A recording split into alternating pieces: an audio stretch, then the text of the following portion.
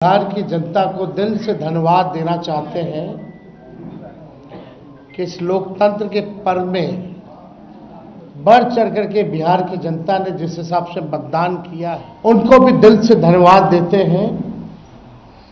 हमने पहले भी कहा था कि 14 तारीख को रिजल्ट होगा और 18 तारीख को ओथ सेरेमनी होगा। ये निश्चित तौर पे होने जा रहा है। अब 2020 की अगर तुलना की जाए इस बार तो 72 लाख लोगों ने ज्यादा मतदान किया है। यानी ये वोट कोई नीतीश जी को बचाने के लिए नहीं पड़े भैया, ये सरकार को बदलने के लिए, वोट फॉर चेंज के लिए वोट पड़े हैं।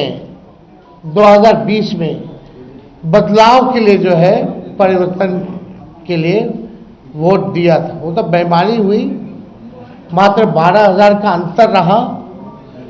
इस बार तो क्लीन स्वीप हम लोग हो रहे हैं। महागठबंधन भारी मैसिव विक्ट्री जो है महागठबंधन की इस बार होने जा रही है और नौकरी वाली सरकार आने वाली है।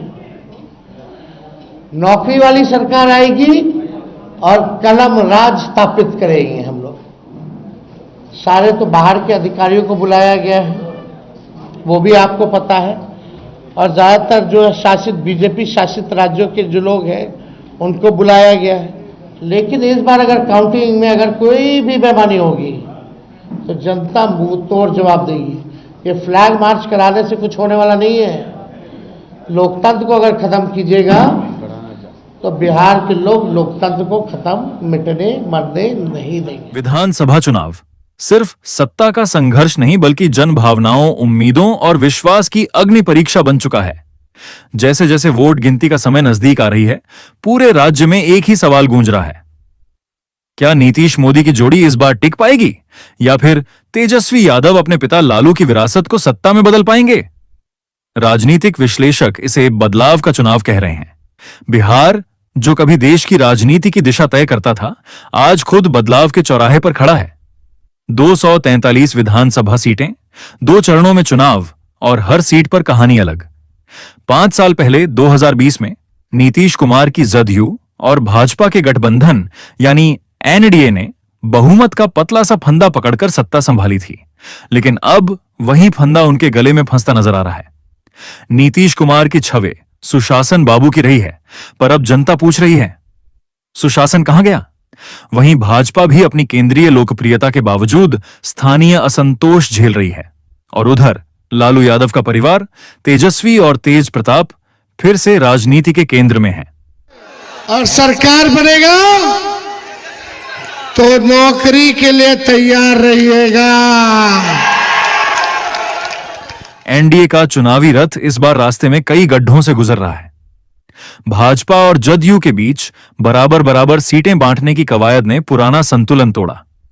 चिराग पासवान की पार्टी एलजेपी रामविलास को 29 सीटें देकर एनडीए ने अंदरूनी समीकरण को और उलझा दिया। कुशवाहा, मांझी और छोटे सहयोगी दल भी अपने हिस्से की रोटी मोटी मांगने लगे। उधर गांवों में किसान परेशान हैं, शहरों में बेरोजगार युवक नाराज हैं और महिलाएं अब चुप नहीं हैं। महंगाई, पलायन, नौकरी की कमी और झूठे वादों पर जनता का गुस्सा दिखता है।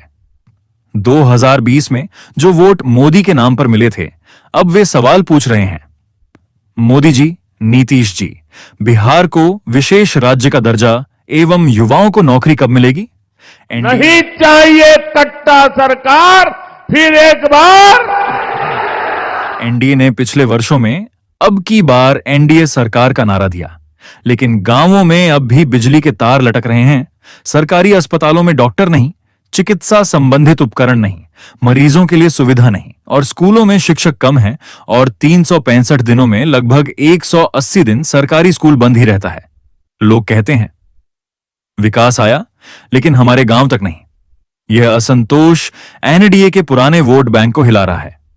राजनीति का रंग बदलते देर नहीं लगती। तेजस्वी यादव ने अपने भाषणों में युवा पीढ़ी को सीधा संदेश दिया है, बिहार के नौजवानों को अब दिल्ली नहीं जाना होगा, रोजगार यहीं मिलेगा। उनके साथ कि किसी बिहारी भाई को पढ़ाई, दवाई, कमाई के लिए बाहर ना जाना पड़े। उनके साथ कांग्रेस, वामपंथी दल और क्षेत्रीय सहयोगी हैं। ये गठबंधन अब सिर्फ गणित नहीं बल्कि जनता के भावनाओं को समझ रहा है।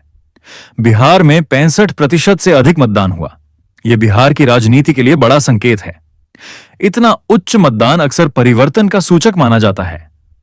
गांव-गांव में महिलाएं और युवा खुलकर मतदान करने निकले। विश्लेषकों का कहना है, जब जब बिहार में अधिक वोटिंग होता है, तब तब सत्ता बदलती है। महागठबंधन ने इस बार सोशल मीडिया पर तेजस्वी को जनता का बेटा बताकर नया नैरेटिव बनाया है।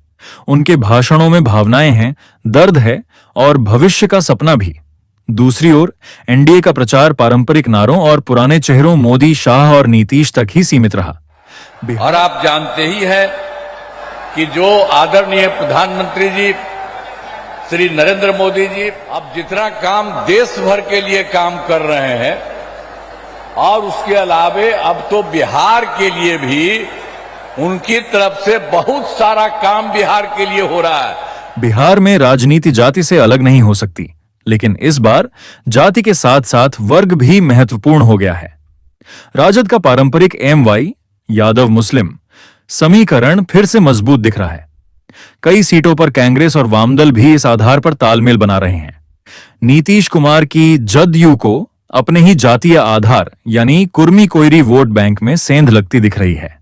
चिराग पासवान, जितन राम मांझी एवं कुशवाहा समुदाय के शिक्षित लोगों का वोट महागठबंधन के पक्ष में जाते देख नेताओं में भ्रम का स्थिति पैदा कर दिया है। प्रधानमंत्री जी के स्वागत में हम कहल चाहिए, इतना काम ही कठिन है सब जगह भारत में और बिहार के लिए विशेषकर। वहीं महिलाओं की वोटिंग दर पुरुषों से अधिक रही। विशेषज्ञों का कहना है कि नीतीश कुमार का बेश वोट महिला है, पर महिलाएं इस बार रोजगार और सुरक्षा जैसे मुद्दों पर मतदान कर रही हैं, जो सीधे तौर पर महिलाओं का 50% वोट एनडीए के खिलाफ जा सकता है।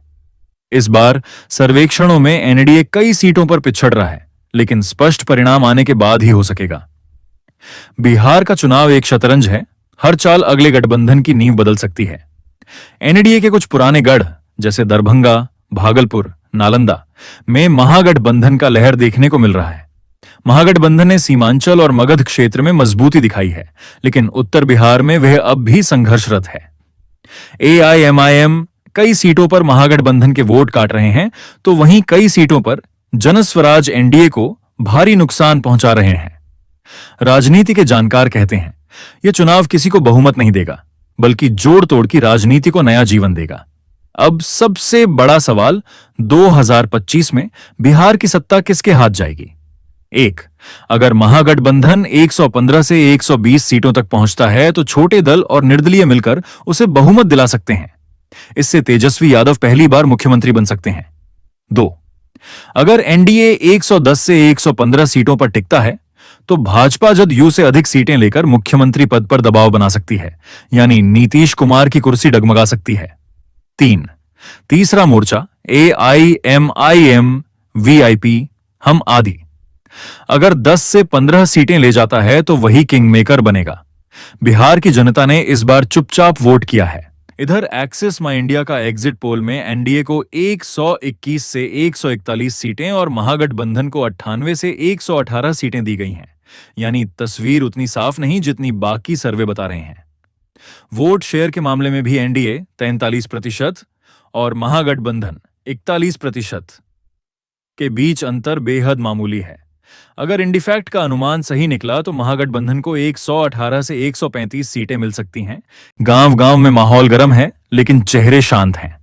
मतगणना हम तो नीतीश जी से आग्रह करेंगे, उनका घर है महागठबंधन, और 8 महीने के बाद बीजेपी कब इनकी पार्टी को विभीषण लोग तोड़ देंगे कहना मुश्किल है। और प्रिय भाई नीतीश जी, आप अपने घर वापसी करिए, आइए, आपका पूरा सम्मान है। आप अच्छे तरीके से बिहार को चलाइए, पूरा सहयोग रहेगा। मतगणना के दिन जब स्क्रीन पर पहले परिणाम आने शुरू होंगे तो कहीं खुशी कहीं गम के माहौल बनेंगे। क्योंकि इस बार का जनादेश सिर्फ सरकार बदलने का नहीं बल्कि सियासी सोच बदलने का भी है।